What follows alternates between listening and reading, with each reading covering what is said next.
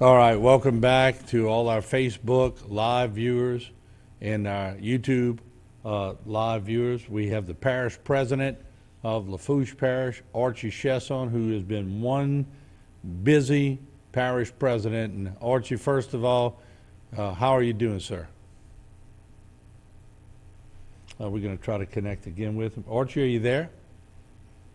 Hey, Martin. Okay, I'm back. good. And we have you live here on Facebook and YouTube. And I was just saying that you've been one busy parish president, but first of all, how are you holding up, sir?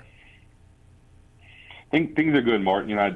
My wife and my kids got back into town last night after being away for a week, so it was a good morale booster, be able to see them and hug them and kiss them, and really look. It's been tough, right? And our community's starting to feel fatigue as well, and we're definitely feeling it here in the EOC and elsewhere. So, having that family support around is always a good thing.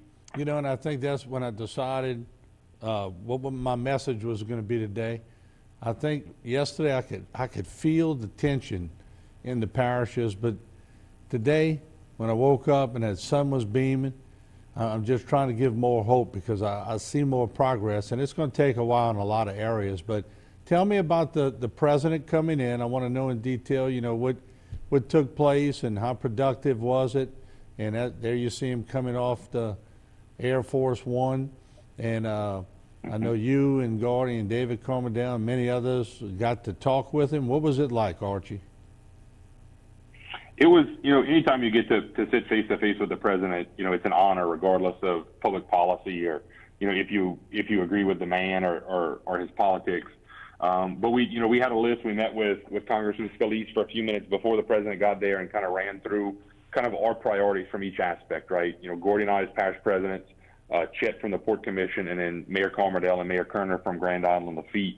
And we did get some commitments on some stuff. The FEMA administrator was there with him, as well as Cedric Richmond from who's one of his high-ranking officials in the West Wing, the governor and Congressman Scalise. The first thing we really hit on was, FEMA works in categories. So when we talk about funding, we have category A and B funding at 100% right now. So emergency protective measures and debris removal, anything we do with those two items for 30 days is 100% refunded by the federal government. So all the pumps we've deployed, all the generators we've deployed, all the stuff we did pre-storm to get ready, as well as all of the debris pickup we're going to do is going to be 100% refunded by the federal government. So what we asked, our first critical ask was, look, we need you to extend that to at least 90 days because we are going to be picking up debris for months. We are going to be running these pumps and these generators for a long period of time. I think Energy released some initial estimates that the entire part of Lafourche Parish would not have power till the end of September. So we're going to be running generators on facilities, for about a month and a half. So if those dollars run out, then we're picking up 25% of the cost at the end of the day instead of nothing. So he did. The governor has the letter already drafted. The FEMA administrator committed to putting that through the pipeline very quickly and getting that approved at the president's request, so that we can have those extra dollars available. Then the conversation turned to getting our waterways back up and running, having the Corps come in, increase dredging not only in Belle Pass around Fouchon, but in the HNC. And I know Gordy's really concerned about that, getting those navigable decks back up and running, so we can have commerce running out of our parishes again. We talked in depth about the Coast Guard and the Corps of Engineers clearing the channels of vessels that are sunk. I think we got something like 20 vessels in Bayou Lafourche right now that have sunk that we need to get out of the way to be able to move commerce up and down the bayou again. So really getting that going, ready to get those plans put together, so we're not waiting months for those vessels to be cleared. And then the talk became about Lafitte and Grand Isle and restoration, and we got into a levy discussion and about how we have taxed ourselves specifically in Terrebonne and Lafourche to build the levee systems we have, and they've held up. And how do we, I think we've stood the test of time. We've done our homework. We do it with common sense, but the Corps has never certified our levees, especially here in Lafourche. I know Reggie and Gordy are working through that process, but it increases the cost substantially for what Terrebonne has done to meet that criteria up front. So showing the president, what the levees have done, how they've held up, and that we need those things to be Corps certified regardless of whether we follow their strict criteria. So we talked a lot about that. And then the president talked a little bit at the very end. We had him for about a half an hour about his infrastructure package and building back better. And that got a little, partisan politics in it. You can tell it was The tension rose in the room at that point between him and Congressman Scalise, just because, the infighting right now between the infrastructure bill and how do we tax and spend sort of thing. But overall, it was a good visit. I'm glad he came. I'm glad he got to fly over Grand Island, Lafourche, and that he actually put his feet on the ground in Lafourche and actually met with the leaders. And we made it very clear. And Cedric Richmond actually led off the meeting with this. And I reiterated it at the end that this was not a New Orleans storm. And Cedric said that that's why they didn't actually go into New Orleans. They went to the hardest hit areas. They went to Laplace. They came to Lafourche, and they got back in the air and they left.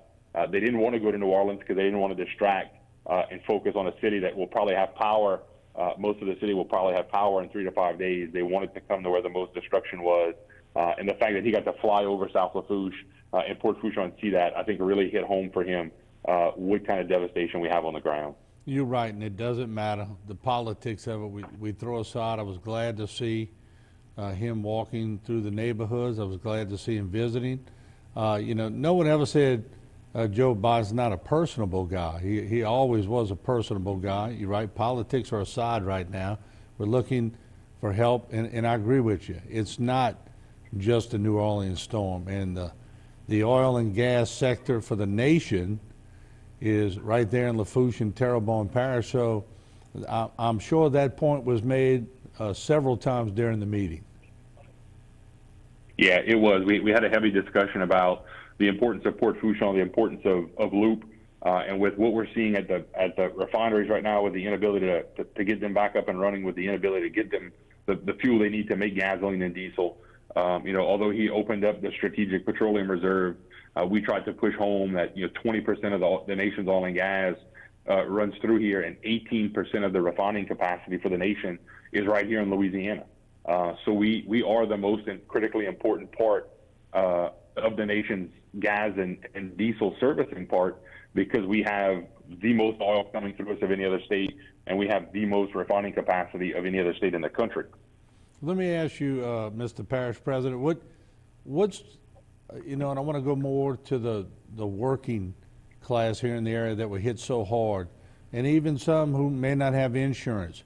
Any hope for them? What did the president say about getting them some funding? So we did talk. I caught part of his news conference when he was in Laplace, and I think there's some plans to do some initial payment to anyone who was in an affected area who had a mandatory evacuation or the hardest hit parishes. There's going to be some initial checks coming to help those residents out. FEMA did approve the transitional sheltering program, so anybody can call, and we have that information on our Facebook page. And what we're doing, I'll back up for a second, Martin. We know that communications are tough right now. And a lot of people have access to some cell phone service. A lot of people have access to radio at this point. So we've begun to make flyers every day that we send out to our pod site. So as people pick up their water, food, tarps, ice, we're handing them this flyer that has information on FEMA, on the burn ban, the ball water advisory, all the stuff kind of we've been talking about, the different pod locations, if they have family in other parts that they can communicate to, where they can go get stuff. But that transitional sheltering program is up and running. So if you can qualify to stay in a hotel or some other sheltering capacity, you can you can call in, get yourself set up, make sure you qualify because of the damage to your home. The individual assistance component of FEMA is coming. We made our request day before yesterday through GOSEP to have DCFS come in and begin the emergency food stamp program. So that should be set up shortly too as well. So as grocery stores begin to open up, we know people may not be going back to work, may have lost a business, may have lost the company they work for, maybe have lost everything, and there's no hope for them going back to work for the foreseeable future. So having the access to food is going to be critical. The individual assistance when it comes to fixing homes and stuff like that, we have FEMA on the ground here with us.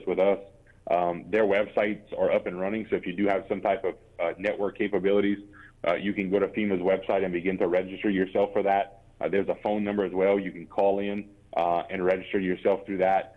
FEMA is working on finding locations where they can set up their disaster recovery centers, so people can go in and initially fill out the paperwork, or as they start to apply for stuff, if you get a denial letter, you can go into the DRC personally with that denial letter and work through whatever appeal process or whatever missing information you might have had to get yourself approved. So those locations, we're hoping to start to get up next week. FEMA is, like I said, is still assessing buildings to try to figure out where they can put people.